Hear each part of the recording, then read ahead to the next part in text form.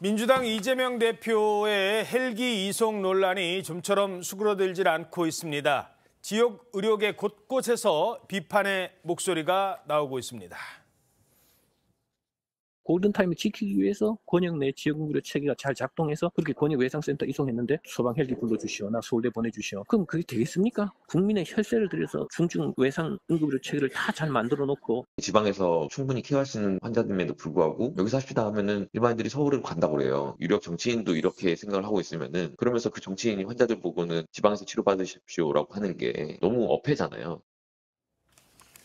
자, 한 의료단체에서는 아예 이재명 대표에 대한 고발까지 예고하고 있습니다. 자, 지금 상황이 좀 심각해지고 있는데요. 먼저 들어보도록 하시겠습니다. 한마디로 특혜라고 생각을 합니다. 고쳐져야 된다라고 생각을 했기 때문에 고발에 나서게 되었습니다. 자, 이게 알려지면서 오히려 지금 지역 의사단체에서는 반발이 더 커지는 양상이에요. 아예 이 대표를 고발한다고요? 예, 맞습니다. 이 부산의 2대 또 전국의 29대뿐인 헬기 이용 때문에 의료계가 집단 반발하고 있는 상황이죠. 이 전라북도 의사회는 지역 의료계를 무시한 특혜 이송이다 이러면서 사회 지도층이 모범을 보이지 않았다 이렇게 얘기를 했고요. 대전과 경남도 의사회 역시 편법과 특권으로 얼룩진 서울행위였다 이런 비판을 내놨는데 특히 이 소아청소년과 전문의들이 모인 의사단체는 이재명 대표와 측근들을 오늘 검찰에 고발하기로 했습니다. 부적절한 헬기 이송으로 부산대병원과 서울대병원의 업무를 방해했다. 이런 이유입니다. 자, 이거 뭐 특혜 논란을 넘어서 아예 이제 법적 문제까지 커지고 있는데 이 상황 어떻게 보십니까? 그렇죠. 이게 순전히 이제 법적 논란으로 따지고 들면 사실은 약간은 형식 논리로 갈 가능성이 있어요. 이게 실질적인 결정은 이제 이재명 대표 본인이 하지 않았겠습니까? 예. 가족들이 얘기를 했고 그리고 이제 본인이 동의를 했다는 게 지금 부산대병원의 설명이거든요. 뭐 그렇게 했는데 그럴 경우라도 만약에 부산대병원이 끝까지 반대했다면 이송이 안 되는 거잖아요. 그렇죠? 그런데 이제 부산대병원은 그 담당 의사는 뭐 수술 준비까지 다 마친 상태였고 그런데 이제 센터장이 자, 이 뭐 가족들이 자꾸 이렇게 얘기를 하고 이재명 대표 본인도 동의를 하고 뭐 이러니까 서울대병원으로 보내자 뭐 이런 최종 결정을 했다고 본인이 지금 얘기를 했잖아요. 예. 그런 걸 보면 이걸 순전히 법적인 형식 논리만 가지고 따지면 사실은 부산대병원이 결정한 거나 마찬가지란 말이죠. 근데 실질적으로 들어가면 부산대병원 결정 이전에 사실은 그 현장에 있던 이재명 대표 비서실장 뭐 또는 가족 뭐 이런 사람들이 계속해서 압력을 넣었기 때문에 어쩔 수 없이 부산대병원이 결정을 한 거로 보이거든요. 예. 그래서 이거는 형식 논리상만 따지면 자칫 잘못하면 부산대병원 책임론으로 번질 수가 있는데 실질적인 관계를 따져보면 사실은 부산대병원은 약간의 정무적 판단을 했다는 점, 이런 점이 이 이제 전체적인 법률 논쟁 과정에서 좀 감안돼야 되는 것 아니냐, 전 그렇게 봅니다. 이게요, 그러니까 지금 이제 법적 문제도 있지만 그 정치인들의 행위로서 이해를 하자면 최 의원님 이게 그 제일 이 사건에 허탈감을 느낄 사람들은 이제 부산에 있는 의사들, 부산대 병원 말고도 이제 다른 의사들이 아니 왜 우리 부산에 있는 의사를 못 믿어라는 거였고 거기서 조금 더 넓히면 부산에 있는 시민들도 이 소식을 들으면 아니 우리는 그러면 여기서 매일 치료받고 병원 다니는 사람은 뭐야? 라는 그런 감정으로까지 정치인에 대한 그게 이제 커질 수 있다는 거거든요. 그렇죠. 이게 이제 부산 시민들의 자존심을 건드린 예가 되는 거죠. 이제 부산을 뭐 잘 아시는 분들은 부산이라는 지역이 가지고 있는 우리나라 전체에서의 위상 뭐 이런 부분이 서울 못지않다고 생각하는 시민들이 굉장히 많아요. 그런데 특히 이제 외상센터의 경우에는 정부 보건복지부가 지정하는 외상센터잖아요. 여기 서울대병원은 서울시가 지정하는 외상센터입니다. 그러니까 이게 급이 달라요. 그런 점에서 본다면 당연히 뭐 여러 가지 예산이나 시설, 장비 뭐 이런 것도 다 다르고 오히려 부산대병원이 더 앞서 있죠. 예. 그런 점들을 고려한다면 아마 부산 시민들, 의사들은 물론이고 부산 시민들도 뭔가 본인들이 자존심을 짓밟은 것 같은 그런 인상을 굉장히 강하게 받게 될 것이다. 정치적으로는 이게 굉장히 중요한 거거든요. 그렇죠. 그리고 당시 뭐 정황이 없었다곤 합니다만 일부 의원들의 뭐 잘하는 병원이 이런 발언들도 상당한 이 반발을 일으켰습니다. 사실 헬기 이송 특혜 논란이 이렇게 지역 의료 비하로까지 커진 건 다름 아닌 민주당 인사들의 발언이 이어졌기 때문이었습니다. 뇌경 정맥 둘레의 60%가 손상된 심각한 부상입니다. 이재명 대표는 초기에 매우 위중한 상태에 놓였었고 천운히 목숨을 살렸다고 해도 과언이 아닐 것입니다.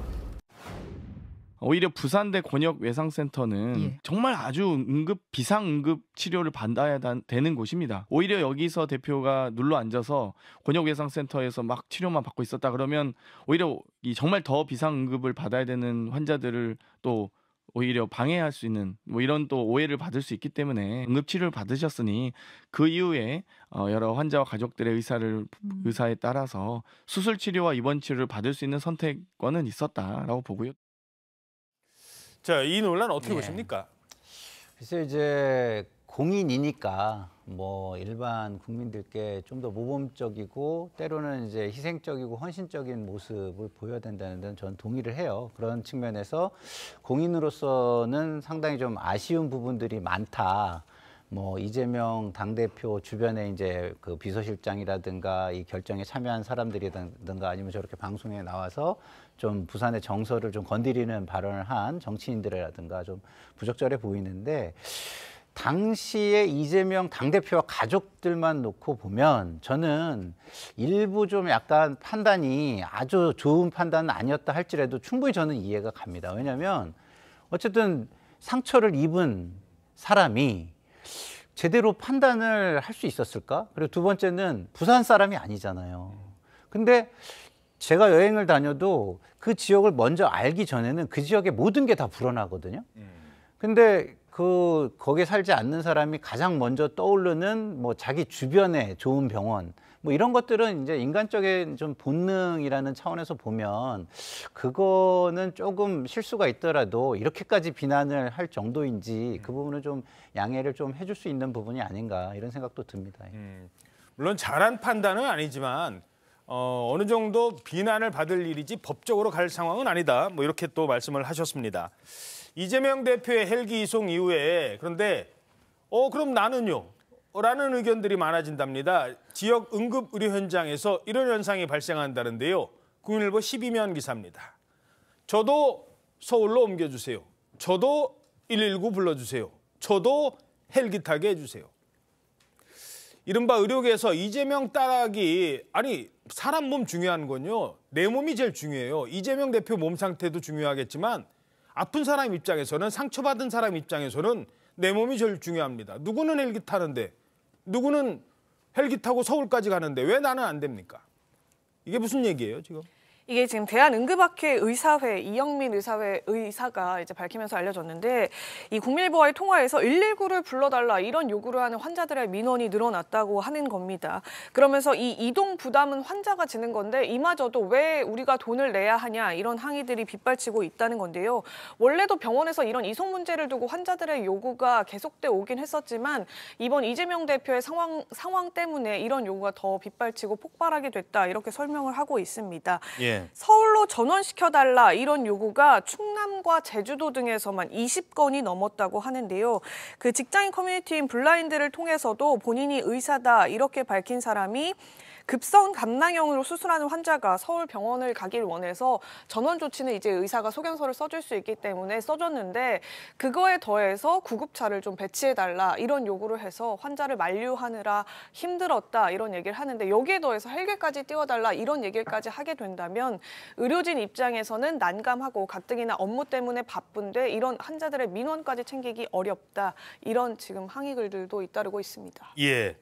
자, 이 상황 어떻게 보십니까? 저는 이게 민주당 및 이재명 대표가 입장을 내야 돼요. 이 부분은 잘못된 건 잘못됐다 해야 되는 것이지 예를 들어서 위법이 아니라고 해서 본인의 행동에 따른 국민적 관심을 그냥 넘어갈 것인가 그건 아니라고 봅니다.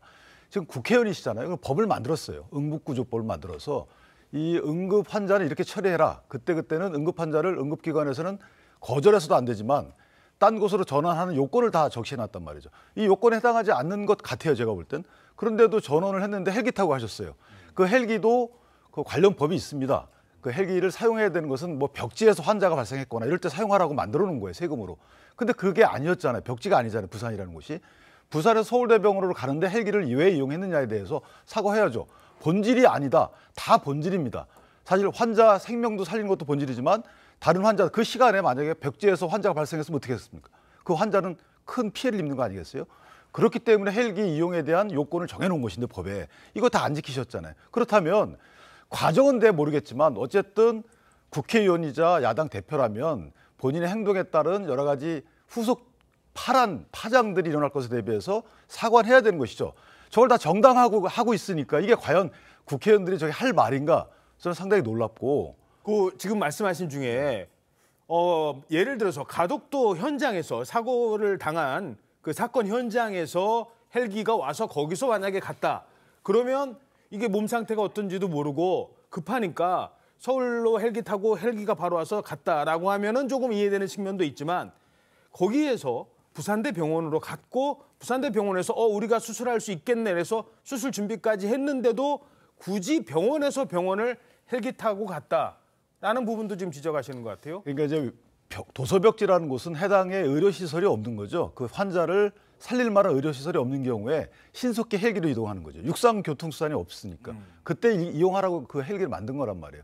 근데 부산은 그때 이재명 대표가 필습당했을 때 119에서 계속 전화로다가 응급조치를 했다는 거예요. 응급조치 지시를 하고 조언을 하고 그래서 다 어느 정도 정보는 다 인식을 한 거죠. 부산대병원에서. 그래서 부산대병원은 충분히 치료할 수 있음에도 불구하고 아까 말씀드린 건 정무적 여러 가지 이유, 가족의 편안 이런 거 모든 국민이 다 원합니다. 그런 것들을 모든 국민이 원하는 수요가 많기 때문에 의료 전달 체계를 만든 거 아니에요. 그럼 의료 전달 체계를 정치인은 지켜야죠. 그 지키는 것에 대해서 꼭 지키라고 청탁금지법도 맞는 거 아니겠어요? 근데 모든 걸 다 어겨놓고 지금에 와서 가족의 어떤 심정, 그러니까 정무적 판단, 글쎄요, 저는 그때 그럴 수도 있지만 지금은 사후적으로다가 당연히 그때 저희가 잘못했습니다라고 인정해야 되는 거죠. 이제라도 사과할 건 사과를 해야 된다. 조금 더 설명해 주시죠. 아니 그러니까 이제 잘못된 부분이 곳곳에서 드러나고 있잖아요. 뭐 그 잘못은 민주당 그 현역 의원 일부의 뭐 말 잘못도 있고, 그다음에 서울대병원 의사의 뭐 부적절한 언행도 있고, 부산대병원과 마치 의료진의 무슨 실력을 비교하는 듯한 얘기를 했잖아요. 뭐 이런 점도 있고, 그다음에 여러 가지의 문제들이 다 지금 드러나고 있거든요. 근데 그거 어느 하나도 정치적으로 보면 이재명 대표가 연관 안 된 부분이 없어요. 다 있어요. 그런데 이재명 대표는 지금 뭐 의사소통이 다 되고 있잖아요. 현재 뭐 가족들을 통해서도 되고 있고, 이런 상황인데도 이 부분에 대해서 침묵하고 있어요. 그리고 언제 뭐 퇴원할지도 몰라요.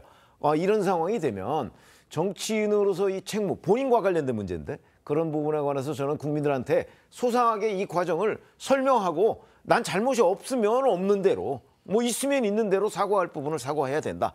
왜 침묵을 지키고 있느냐? 이런 부분은 아마 계속해서 지적이 잇따르고 있을 것으로 보입니다. 예.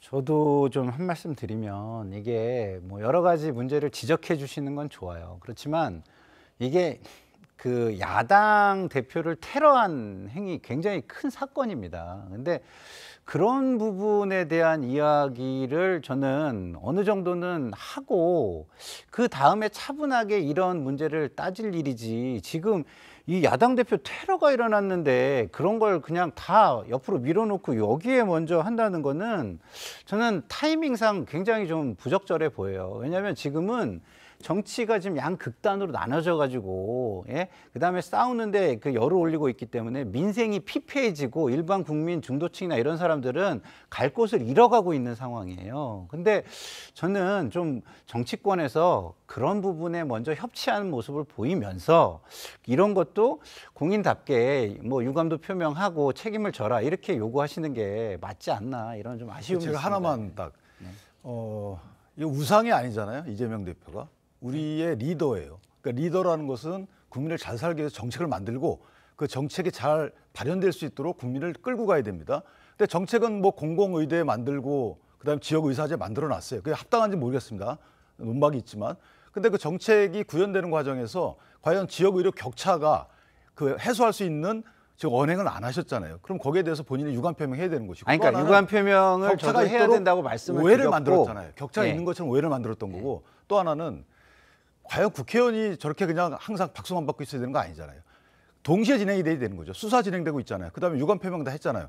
그러면 지역에서 의사들이 저렇게 들고 일어나는데 격차가 있는 것처럼 오해받은 이런 행위에 대해서는 다 고쳐져야 되잖아요. 얼른 모든 국민을 위해서. 그러니까 그 부분을 인정 안 하겠다는 게 아니라 지금 그것만 공격하시면 국민들이 볼 때는 또 싸우는 걸로 뿐이 더 보이겠습니까?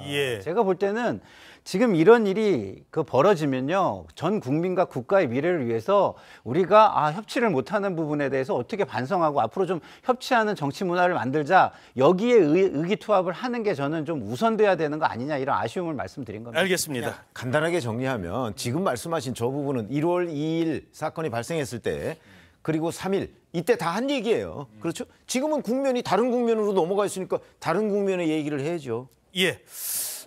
일단은 응급실에서는 퇴원을 했고요. 현재 회복 상태이고 죽도 지금 드시면서 어느 정도 몸 상태를 건강을 찾아가고 있다라는 상황까지는 말씀을 드렸습니다.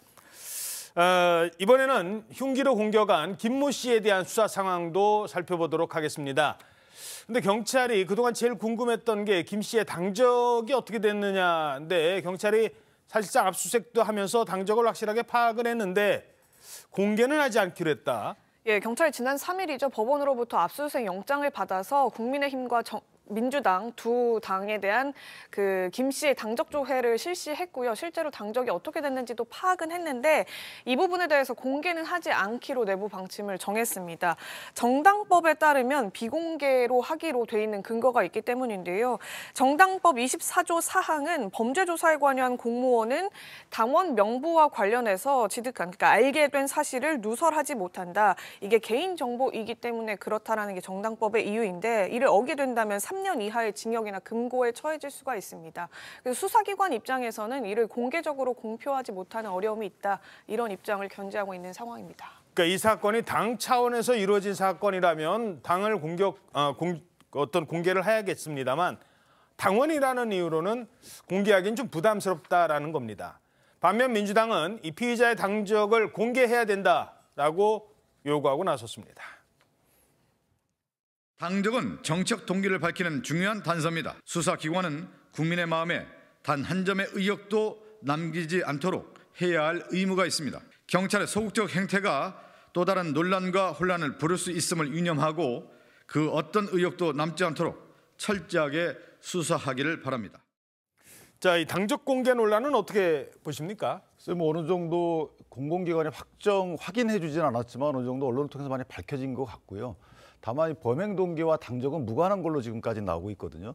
그러니까 그 당적 공개로 인해서 또 일어날 여러 가지 억측 이런 것들을 생각한다 그러면 경찰의 입장은 이해가 되고, 또 하나는 뭐냐면 경찰은 지금 후속 조치, 그러니까 예를 들면은 당적이 공개됐을 때 어떠한 일들이 일어날 것인가를 염려하는 것보다 정당법을 근거로 하고 있잖아요. 법에 보면 공개하지 말라고 돼 있고, 저 문제는 뭐냐면 처벌 조항이 있어요. 그러니까 본인들이 공개했을 때 또 고소고발이 들어올 수 있거든요. 여러 가지 단체들에서. 따라 저거는 그런 측면에서 보면 공개하지 않는 경찰의 입장은 저는 수긍이 된다. 그리고 일각에서 얘기하는 헌재 판례 이런 것들을 얘기하고 있는데, 헌재 판례는 본인이 내 확정된 형사 기록을 왜 복사해주지 않느냐라고 했을 때 그때 복사해줘라라고 했던 것이기 때문에 이번 세력은 좀 완전히 다릅니다. 예. 저는 일단은 첨예한 이해관계가 있는 쪽에는 그래도 제한적으로라도 공개를 해주는 게 맞지 않는가. 왜냐하면 이제 박성중 대변인이 얘기한 것처럼 이게 공개를 해도 논란이 될 수 있지만 안 해도 논란과 혼란이 있을 수 있거든요. 그런 걸 막으려면 첨예한 이해관계가 있는 쪽에는 어느 정도 설명을 해주고, 그다음에 이제 우리가 공무원 때 보면은 서약을 많이 받아요. 이런 것을 알게 된 것에 대해서는 차후 이것을 자발적으로 공개할 때 법적 책임을 내가 지겠다, 이런 거를 약속을 받고, 저렇게 좀 약간 의심을 가지고 있고 이런 사람들, 그리고 그 의심이 다른 어떤 정쟁으로 흐를 어떤 위치에 있는 사람들한테는 설명을 하는 것도 방법이 아닌가, 저는 이런 생각이 듭니다. 예. 아니 근데 현행법에 엄연히 하지 못하도록 돼 있어요. 저는 박성준 민주당 대변인이 대단히 무책임한 주장을 하고 있다고 생각해요. 정당법에 있잖아요, 엄연히. 그리고 그걸 했을 경우에 처벌 조항까지 있잖아요. 그러면 만약에 경찰이 당적을 공개해서 처벌 받으면 그러면 박성준 대변인이 책임질 건가요? 이거는요, 명백하게 법 규정에 있기 때문에 그걸 지키는 걸 뭐라고 할 수는 없다, 이렇게 봅니다. 근데요, 이게 우리가 공무원으로서 일을 할 때 자료를 이관하잖아요. 자료가 이관되면 그 자료를 최종적으로 이관받은 공무원이 책임을 지게 돼 있어요. 근데 박성준 그 의원이나 이런 사람들은 사실상 지금 국가 공무원입니다. 그렇기 때문에 저 자료들을 어떤 권한을 위임받거나 아니면 권한을 행사해가지고 그럴 수 있는 허가를 득하면 얼마든지 자료를 볼 수 있고요. 그거에 대한 법적 책임은 또 따로 질 수 있는 방법이 얼마든지 있기 때문에 제가 볼 때는 저게 예를 들어서 이런 겁니다. 국회가 굉장히 의구심이 있는 거를 국가에다 자료를 요구해서 자료를 공개받잖아요. 그러면은 그것을 공개하고 안 하고는 국회의원이 책임을 지는 거예요. 그래서 그게 위법성이 조각될 수 있는지 없는지 나중에 판단을 받는 거거든요. 그렇기 때문에 그런 차원에서 저는 제가 하나만 말씀드리면 저는 사실 의도가 불손하다고 보는 게 저렇게 본인들이 법리 검토를 했을 겁니다. 해가지고 경찰은 공개하지 못할 것이다라고 아마 결론을 내렸을 거예요. 그렇기 때문에 공개하라고 요구하는 겁니다. 제가 볼 땐 그래요. 저는 그렇게 추측합니다. 근데 본인이 만약에 당적이 있으면 민주당에서 공개하면 돼요. 공개하되 국회의원 면책 특권을 활용해서 공개하면 됩니다. 그리고 우리한테 국민의힘에 공개해라 이렇게 요구하면 돼요. 근데 공개 여부도 중요하지만 일단은 지금 이 언론을 통해서 알려진 부분이 있잖아요. 그러니까 여당의 일정 기간 뭐 몇 년간 당적을 가지고 있다가 탈당을 했다가 지난해에 또 민주당에 4년 전에 탈당을 했다가 작년 4월에 민주당에 입당했다. 예. 이렇게 알려져 있죠, 언론에 지금. 거기에 사실 여부는 어느 정도 좀 파악을 할 필요는 있을 것 같기는 해요. 아니, 민주당이든 국민의힘이든 자기들 당적을 가지고 있었던 부분은 확실하게 지금 알고 있을 거예요. 그런데 이제 경찰에서는 그걸 공개하면 정당법 위반이고 3년 이하의 징역이잖아요. 그걸 지금 박성준 대변인이 자꾸 공개하라고 얘기하는 건 무슨 의도일까요? 그렇게 자신 있으면 경찰에 자료 요청해서 박성준 대변인이 자기가 공개하면 되잖아요. 예. 그런데 이게 그러니까 개인의 뭐 당적 하나만 가지고 이걸 파악하기보다는 이 사람이 개인의 행동이었느냐 아니면 누군가 조력을 해줬느냐 라는 부분도 지금 아직 덜 파악이 된 것 같아요. 범행하기 전날 그리고 당일에도 이 김 씨의 행적이 조금씩 드러나고 있는데 혼자가 아니었나라는 생각이 든다는 겁니다. 조선일보 12면 기사예요. 아직까지는 이게 정확하게 조력을 받았는지 공범이 있는지 여부는 파악되지 않고 있습니다. 그런데 이재명 습격범 이재명 지지자의 차를 얻어 타고 사전에 답사를 했다라는 겁니다. 사진 보시죠. 자, 전날 차에서 내리는 장면이 포착이 됐어요. 근데 저 차를 몰아준 사람이 누구냐라는 거예요. 그리고 사전 답사 과정에서 2번이나 다른 사람의 차를 얻어 탔다는 겁니다. 저 지금 내려서 걸어가는 장면인데 그 전에 내린 차가 저 숙소에서 내려서 걸어가는 저 장면에 내린 차가 누구 차였느냐. 저 사람은 뭐 울산에도 들렸고 여러 차례 범행을 꾸준히 계획하고 준비를 하고 있었어요. 부산은 잘 몰랐겠죠. 지역이나 지리를. 누군가 도와줬다는 거예요. 자, 이 부분인데 최지영 기자, 지금 어떤 연유로 저렇게 동승하게 됐다 이렇게 알려지고 있습니까? 예, 일단 저런 일반 차량을 탄 게 2차례인데요. 이 지난 1일에 그 봉화 마을에서 양산 평산 마을로 이동할 때, 그리고 또 부산 가덕도에서 창원의 모텔로 이동할 때 이렇게 2번입니다. 그런데 봉화에서 평산으로 갈 때는 이재명 대표의 지지자 차량을 탔고요. 또 그 부산 가덕도에서 창원으로 이동할 때는 인근 주민 차량을 이용했다, 지금 이렇게 알려지고 있는데, 특히나 이 봉화에서 양산 평산마을로 갈 때는 차로 타면 50분인데 뭐 다른 대중교통을 이용하게 되면 3시간 정도 걸린다고 합니다. 그래서 현장에서 만난 이재명 대표 지지자의 차량을 얻어 타고 갔다는 건데요.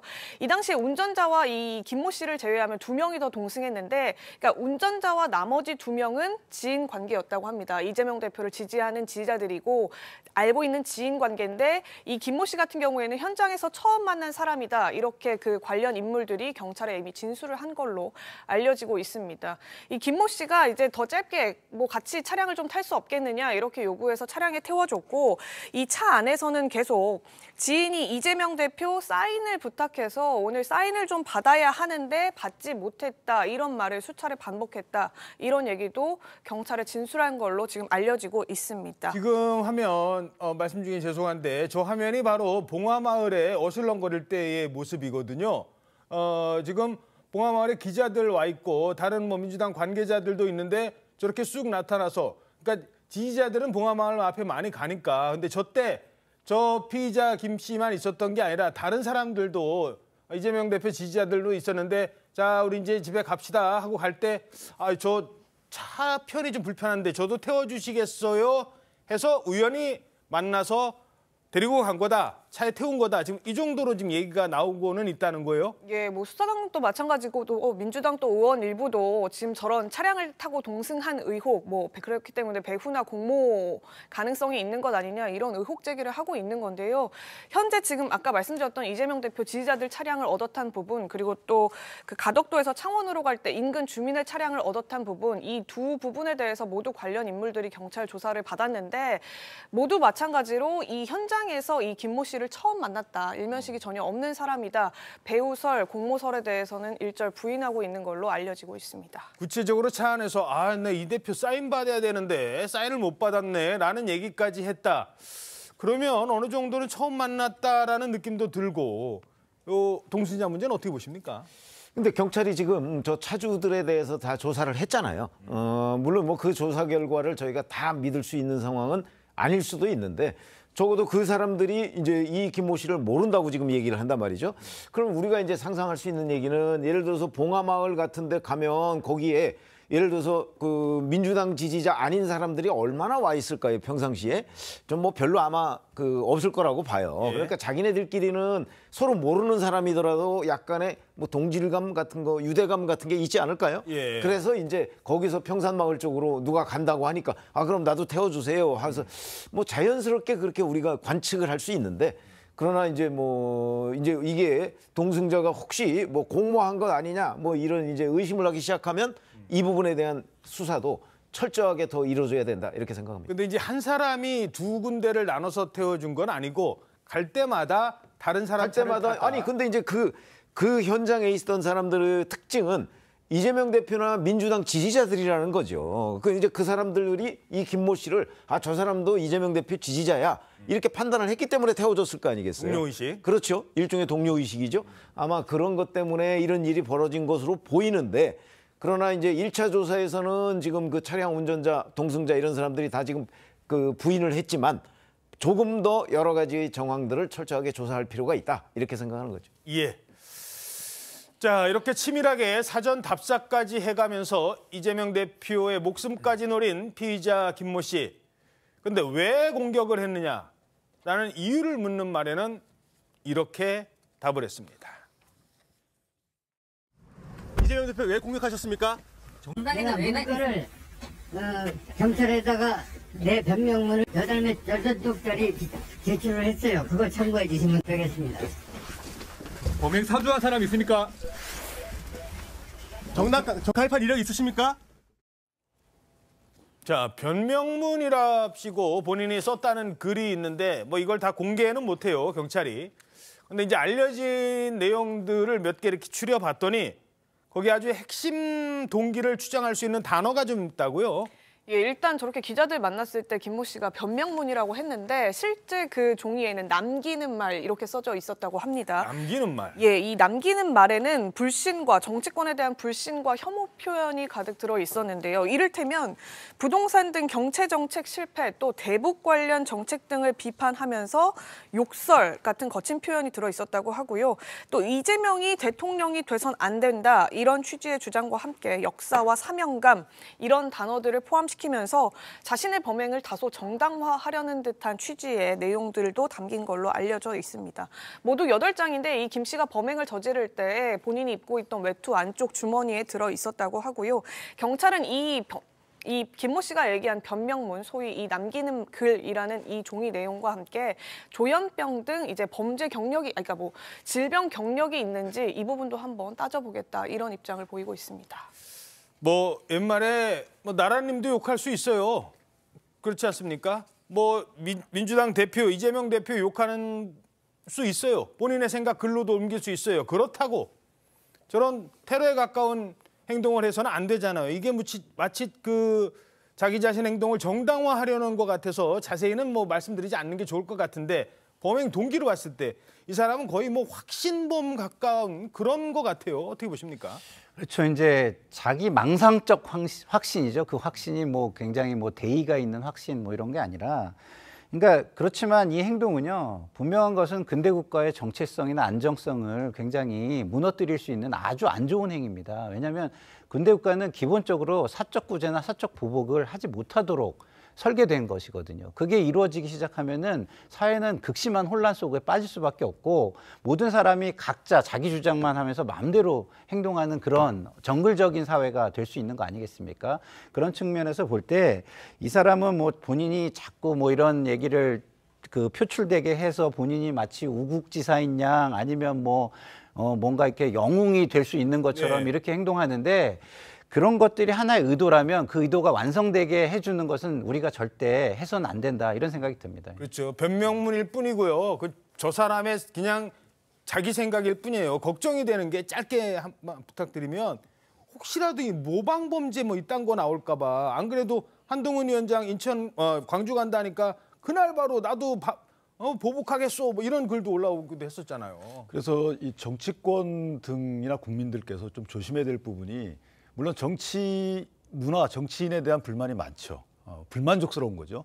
그렇다고 해서 이 범행에 대해서 동기를 뭐 참작할 만하다 이렇게 얘기하면 절대 안 되는 겁니다. 그럼 모방범죄, 유사범죄가 일어나기 때문에 어쨌든 정치인이 잘못하면 정치를 바꿔주면 되는 거기 때문에 정치인에 대해 테러를 한다, 내가 제거해야 된다, 이런 식의 범죄에 대해서 참작할 만하다, 동기가 있다, 또는 저 사람이 말하는 변명문에 대해서 여러 가지 수긍하는 면이 있다, 이런 식의 논평 등은 제가 볼 때 모방범죄를 부를 수 있는 위험성이 있기 때문에 좀 조심해야 되는 게 아닌가 싶습니다. 예.